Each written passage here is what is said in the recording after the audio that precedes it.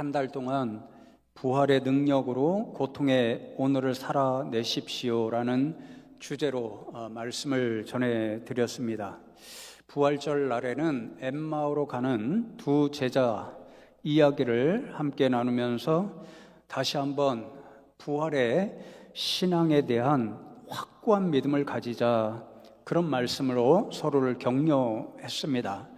둘째 주에는 인생에서 아무리 힘겨운 일이 다가올지라도 다윗처럼 하나님을 의지하는 믿음으로 최선을 다하는 삶을 살아내자, 그런 성경의 교훈을 함께 새겼습니다.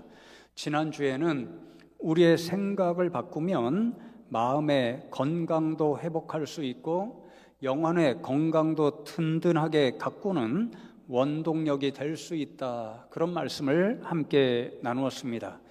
오늘 함께 읽은 베드로전서 1장의 말씀을 가지고 오늘은 어떤 시련이 닥쳐올지라도 하늘나라에 대한 소망으로 믿음의 길을 끝까지 경주하자, 이런 말씀을 함께 나누려고 합니다. 먼저 오늘 말씀 읽은 베드로전서 1장 6절의 말씀을 다시 한번 보시기 바랍니다. 그러므로 너희가 이제 여러 가지 시험으로 말미암아 잠깐 근심하게 되지 않을 수 없으나 오히려 크게 기뻐하는도다, 이렇게 말씀하죠. 이 한 절 6절의 말씀에서 지금 베드로 전서의 말씀을 수시라는 믿음의 공동체 성도님들이 이제 지금 어떤 형편 가운데서 살아가고 있는지를 분명하게 알 수 있습니다. 여러 가지 시험으로 말미암아 근심하고 살아가고 있습니다.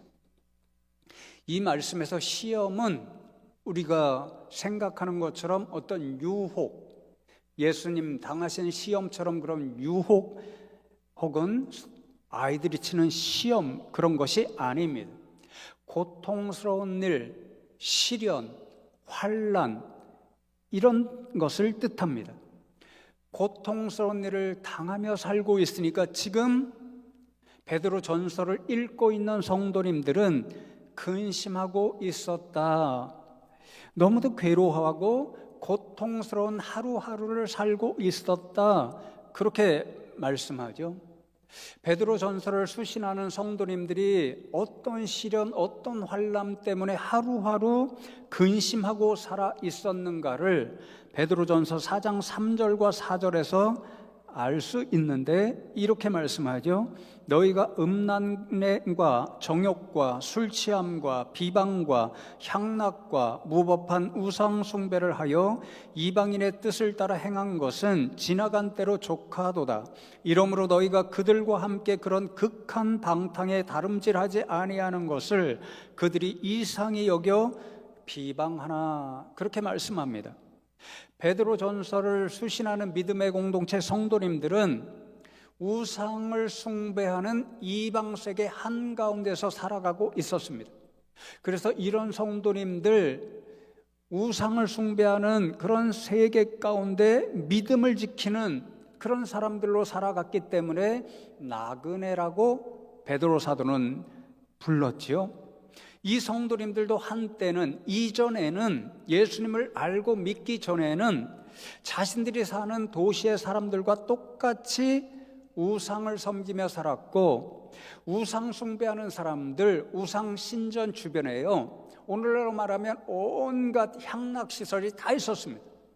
거기에서 경제 이야기도 했고, 그리고 정치 나오려고 하는 사람은 정치운동도 하고, 모든 문화적인, 경제적인, 정치적인 활동의 중심지가 바로 우상신전 주변이었습니다. 그들이 행하는 모든 일, 음란의 일, 정욕의 일, 향락의 일, 세상의 모든 즐거움을 누리며 살았습니다. 그런데 이 성도님들은 예수님을 알고 믿게 된 이후부터 이전에 행하던 우상 숭배 더 이상 하지 않았고, 우상들이 가리키는 모든 악한 일들, 세상의 즐거운 일들도 중단했습니다.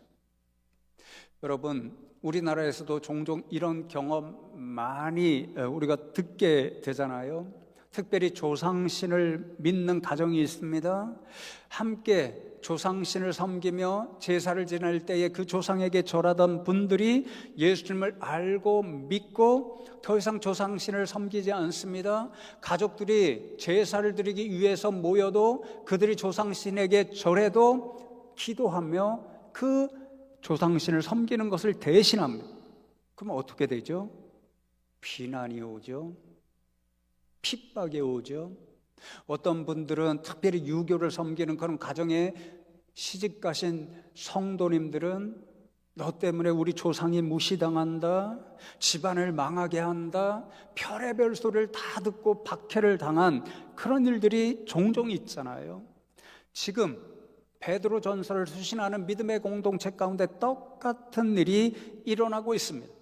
예수님을 믿기 이전에 함께 했던 우상 숭배를 더 이상 하지 않으니까 주변에 함께 살아가고 있는 동료 시민들, 우상 숭배자들, 심지어는 가까운 가족과 친척과 친구로부터 너는 배교자야. 특별히 이 당시에 도시의 중심적인 우상이 있습니다. 에베소 같은데 아프로디테 여신을 섬겼습니다. 그런 여신 혹은 대표적인 신이 도시의 모든 것을 하나로 묶는, 오늘날로 말하면 애국하는 그런 정신을 고취했습니다. 그러니까 그 우상을 더 이상 믿지 않다는 것은 배교의 비난을 들을 뿐만 아니라 도시를 위한 배신자다, 가족, 친구, 친척을 다 배신한 사람이다, 이런 비방을 당하고 때로는 매도 맞을 수 있었고 때로는 살해 협박도 당하고 때로는 도시, 그 나라에 해를 입힌다고 고발도 당해서 감옥도 가야 했습니다. 그래서 성도님들은 하루하루 괴롭고 고통스러운 삶을 살아야 했습니다. 그런데 여러분, 놀랍게도 뭐라고 말씀하고 있나요? 오히려 크게 기뻐한다, 그렇게 말씀합니다. 지금 형편이 어떻습니까? 주변의 사람들로부터, 심지어는 가깝게 지내고 사랑하는 가족, 친구로부터 너는 배교자야, 우리 도시를 배신한 사람이야, 우리 가족도 배신하고 친구도 친척도 배신한 자야, 그렇게 비난을 받고 살해 협박을 받고 감옥에 가서 하루하루 고통 가운데 살아가는데도 불구하고 예수님을 믿는다는 단 한 가지 이유 때문에 나쁜 일을 안 했는데도 그렇게 혹독한 고통의 삶을 살아가고 있음에도 이 성도님들은요, 크게 기뻐하고 있습니다. 이게 가능한 일인가요? 이 말씀을 주중에 묵상하고 설교를 준비하면서 목사인 제가 부끄러웠습니다. 여러분 다 아시듯이 제가 얼마 전부터 난청이 찾아와서 치료했는데 완전히 치료되지 않았습니다. 컨디션이 좋을 때는 대화하는 소리가 잘 들리지만 컨디션이 좋지 않을 때는 집에서 TV 볼 때도 저는 음성 소리를 3 이렇게 올리면 가족들은 너무 시끄럽다고 1로 내리고 이런 형편이 자주 반복됩니다. 주중에도 어떤 모임이 있어서 말씀을 나누는데 컨디션이 좋지 않아서 그런지 잘 들리지 않아서 재차 묻고 하는 그런 일들이 있었습니다. 속에서부터 제 마음에 하나님을 향해서 원망하고 불평하는 마음, 내가 왜 이렇게 됐지? 그런 생각이 들면서 하나님을 향하여 탄식하는 그런 소리가 저절로 나왔습니다. 그런데 성도 여러분, 지금 이 베드로전서를 수신하는 믿음의 공동체 성도님들은 어떠한가요?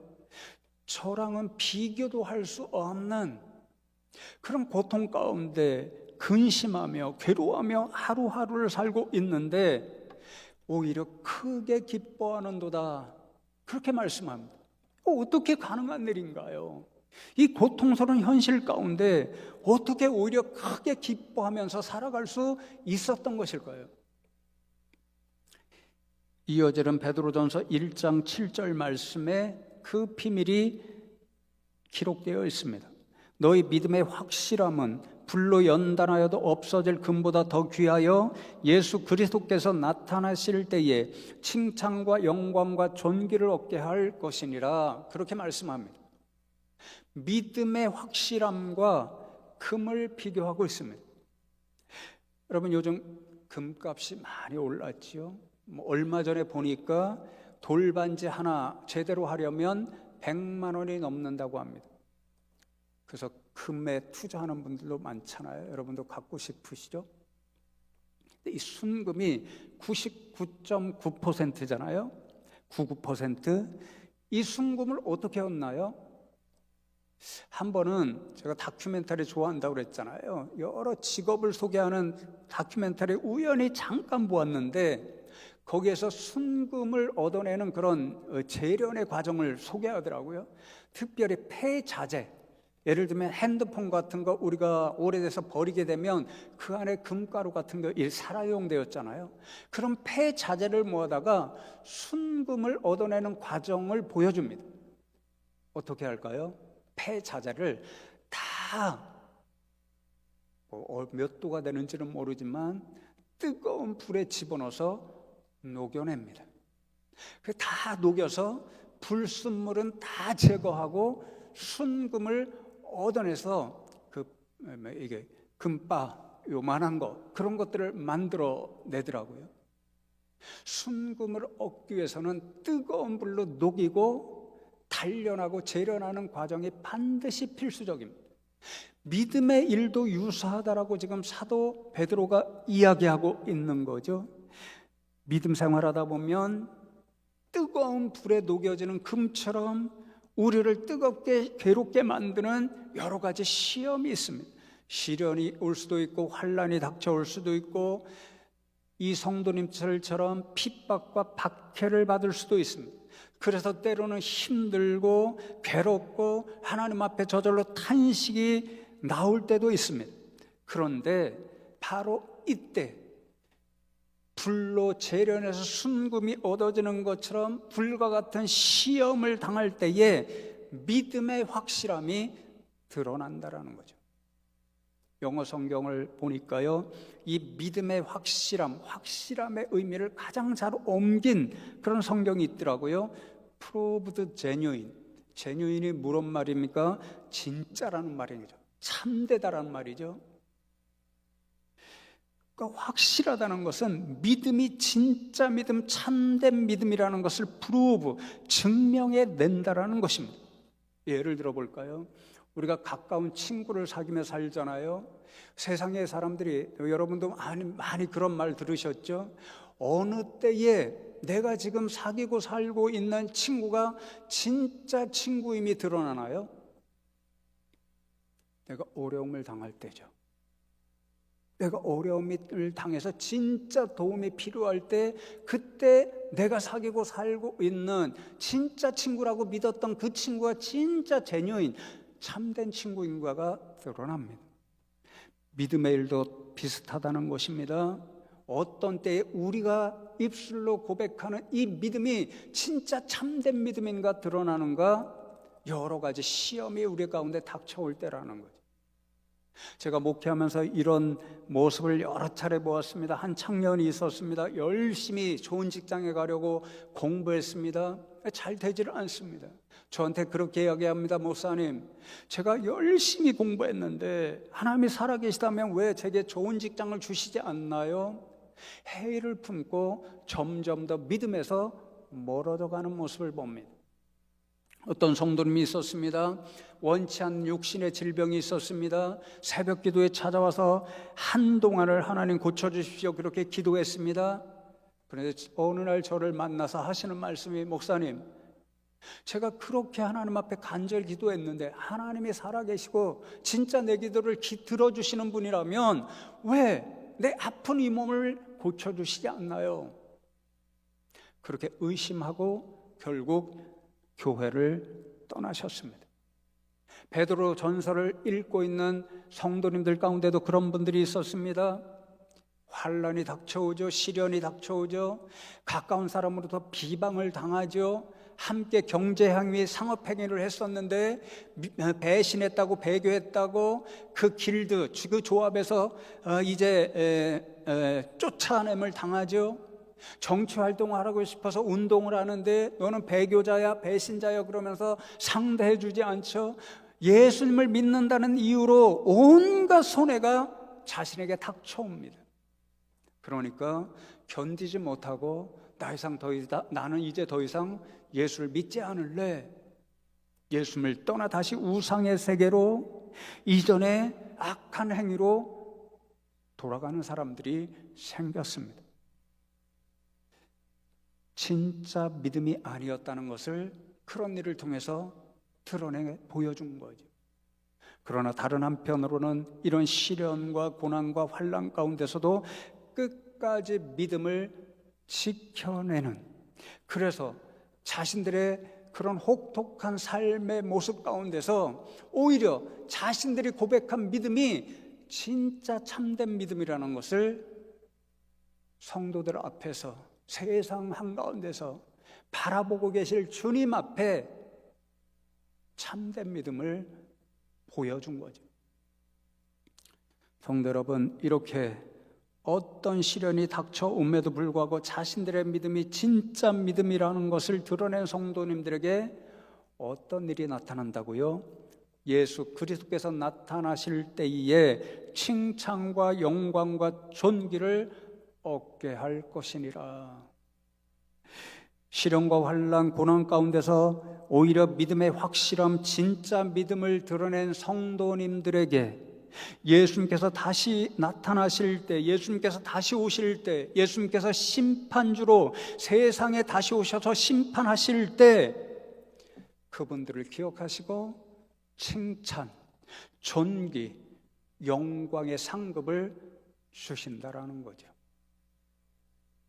심판석에 앉으신 예수님께서 그런 성도님들에게, 그래, 끝까지 믿음을 잘 지켰어, 끝까지 믿음의 경주를 제대로 완주했어, 착하고 충성된 종아, 그렇게 칭찬하시면서 약속하신 영광과 존귀의 면류관을 씌워 주신다는 거죠. 베드로전서를 수신하는 성도님들은 비록 하루하루 시련과 환난 때문에 괴로운 삶을 살았지만 끝까지 믿음을 지켜내면 예수님께서 다시 오실 때에 자신들의 믿음을 보시고 칭찬하시고 영광과 존귀의 상급 면류관을 주신다는 믿음을 확고부동하게 가졌고 그것을 확실히 바라보았기 때문에 오히려 크게 기뻐할 수가 있었습니다. 이어지는 베드로전서 1장 9절의 말씀을 마지막으로 보시면 좋겠습니다. 예수님이 주시는 칭찬과 영광과 존귀의 상급이, 그 면류관이 무엇인가를 한마디로 이렇게 말씀해 주십니다. 믿음의 결국 곧 영원 구원을 받음이라. 결국이라는 말씀은 여러분 잘 아시는 헬라어 텔로스인데 그 근본적인 의미가 마지막 목적지, 최종 종착역을 뜻합니다. 받음이라 하는 말씀은 적합한 보상 혹은 상급을 받는다, 이런 뜻입니다. 그러니까 9절의 말씀이 무엇을 의미합니까? 믿음의 종착역이 어디인가? 나는 구원 열창갈 구원방주 올라타고서 하늘 날아가지요, 그런 찬양이 있었던 것처럼 우리가 믿음이라는 기차, 믿음이라는 그 방주를 타고 간다면 그 기차가 우리 인생을 마지막 내려놓을 그 목적지가 어디인가?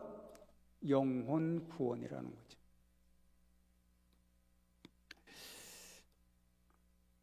여러분, 제가 한때 신학교 다닐 때 하나님께서 우리에게 주실 최고의 상급이 무엇일까? 우리 인생들이 이 세상 살면서 성경을 통해서 반드시 알아야 되고 반드시 받아야 할 하나님이 주실 최고의 면류관이 무엇일까? 한때 그렇게 고민한 적이 있었습니다. 왜냐하면 신학생들이 그런 거를 보고 많이 고민하는 때가 있거든요. 여러 가지를 생각했습니다. 물질의 복, 건강의 복, 성공의 복, 자녀가 잘 되는 복, 어떤 목사님은요 세상을 믿음으로 이상적인 세계를 만드는 것, 그런 것을 꿈꾸었습니다. 다 좋은 일이죠.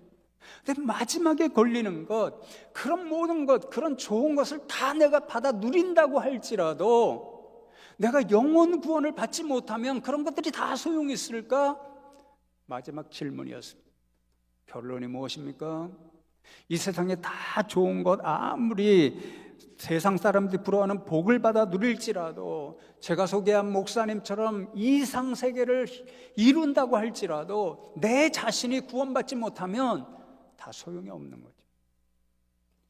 그러니 가장 우리가 열망해야 할 복, 하나님 우리 인생에 주신 최고의 복은 영혼 구원입니다. 어떻게 받습니까? 믿음입니다. 어떤 시련과 환난이 닥쳐올지라도 끝까지 지켜내는 참된 믿음, 보석같이 빛나는 믿음, 예수님이 보시고 다시 오실 때 칭찬과 영광과 존귀의 면류관을 씌워주실 때 주시는 것이 바로 영혼 구원의 선물입니다. 우리 성도님들이 진짜 믿음의 사람들로 살아내서 예수님 다시 오실 때 이 영혼 구원의 선물을 받으시는 분들 다 되시면 좋겠습니다. 이제 한 분의 이야기를 들려드리면서 말씀을 맺습니다. 제가 철학을 공부하고 신학을 공부해서 지금도 여전히 종종 철학에 관심이 있고, 특별히 기독교 신앙을 철저하게 가지신 분 가운데 철학적인 작업을 하는 분들이 있습니다. 그런 분들의 책을 사서 가끔 읽고는 합니다. 제가 몇 년 전부터 알아서 좋아하고 존경하는, 신학교 가면 꼭 강의하는 기독교 철학자, 요즘은 신앙의 깊은 것들을 고민하고 성취해서 책을 내기도 하는데 한 분이 있습니다. 니콜라스 월터 스토프라는 분입니다. 제가 휴식을 취할 때에 이분이 쓴 2권의 책을 사서 읽었습니다. 표지 보이시죠? 한 권은 나는 사랑하는 사람을 잃었습니다. 다 읽었고, 다른 한 권은 월터 스토프 스스로가 쓴 해고록, 하나님이 창조하신 세상은 경이롭다는 것입니다. 그래서 제가 감탄하는 것이 하나의 신앙의 일이라고 여러 차례 말씀드렸잖아요. 경이로운 세상에서라는 부제가 붙은 책인데, 나는 사랑하는 사람을 잃었습니다라고 연결되는 한 부분이 있어서 그 일부분을 읽었습니다. 이분에게 에릭이라는 아주 귀한 아들이 있었습니다. 예일대에서 공부하면서 미술사 또는 건축사, 예술사입니다. 통틀어서는 예술사를 공부하는 친구였는데 능력을 인정받아서 석사, 박사학위가 없는데도 예일대학의 영국 미술관 전시회를 기획하고 진행할 정도로 수재로 인정받는 그런 친구였습니다. 같은 예일대 대학원에서 20대의 박사과정 공부를 마무리하면서 논문을 쓰는데 자료, 건축사, 건축도 하나의 미술작품이잖아요. 그런 건축사, 특별히 유럽의 어떤 건축에 담겨진 그런 아름다움, 이런 것을 연구하기 위해서 자료를 구하러 독일에 한 1년 동안 머물게 되었습니다. 이 친구의 취미 가운데 하나가 높은 산을 오르는 것입니다. 등산입니다. 요즘 등산 많이 하시잖아요.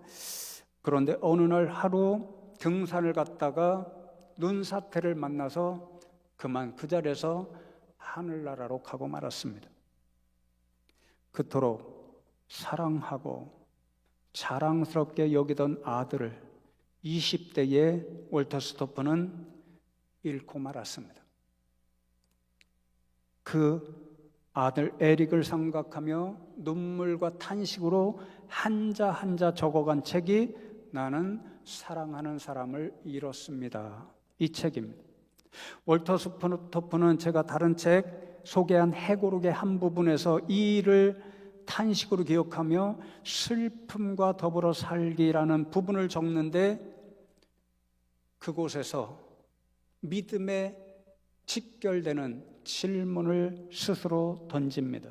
나는 이 탄식 가운데 나보다 더 귀한 사랑하는 아들 에릭을 잃은 이 고통과 탄식 가운데 그러면 하나님을 버려야 할 것인가? 월터 스토프는 단호하게 그럴 수가 없다라고 대답합니다. 특별히 오늘도 여러분 예배 마치고 이제 문 열고 나가면 이제 마지막 꽃들이 피어 있고 올라가시면 편백나무 숲 올라가면 꽃잔디 너무도 예쁘게 펴 있고 이런 경이로운 세상, 이 경이로운 세상을 지으신 창조주를 부인할 수 없기 때문에 자신은 그 고통과 탄식 가운데도 믿음을 버릴 수 없다라고 선포합니다. 그래서 회고록에서 이렇게 적습니다. 나는 신약의 복음서들을 읽을 때 예수님이 죽은 자들 가운데서 부활하셨고 그로 인해 하나님 나라가 도래했다는 그분의 선포가 입증되었음을 믿는다. 그리스도께서 부활하지 않으셨다면 우리의 믿음은 헛된 것이라는 사도 바울의 말은 나의 생각을 대변한다. 나는 새날이 온다는 소망 가운데 산다. 그리고 나는 사랑하는 사람을 잃었습니다. 마지막 몇 줄을 이렇게 적습니다. 이 모든 것을 내가 만들었고 내 아들을 죽은 자 가운데서 일으킨 자도 바로 나 하나님이라는 사실을 기억하라. 성경의 메시지를 그대로 적으면서 그러므로 그 다음에 월터 스토프의 믿음의 고백입니다. 그러므로 좋습니다. 이제 안녕 에릭, 안녕 안녕, 우리가 다시 만날 그날까지 슬픔과 더불어 사는 일이 어떻게 가능하다는 말입니까? 어떻게 사랑하는 아들을 가슴에 묻는, 그렇게 묻은 채 매일 탄식과 눈물로 살아가면서도 끝까지 믿음을 지키고 어떻게 연약한 사람이 좋습니다라고 고백할 수 있는 것일까요? 새날을 소망하기에 가능하다라고 그는 고백합니다. 이 새날이 어떤 날입니까?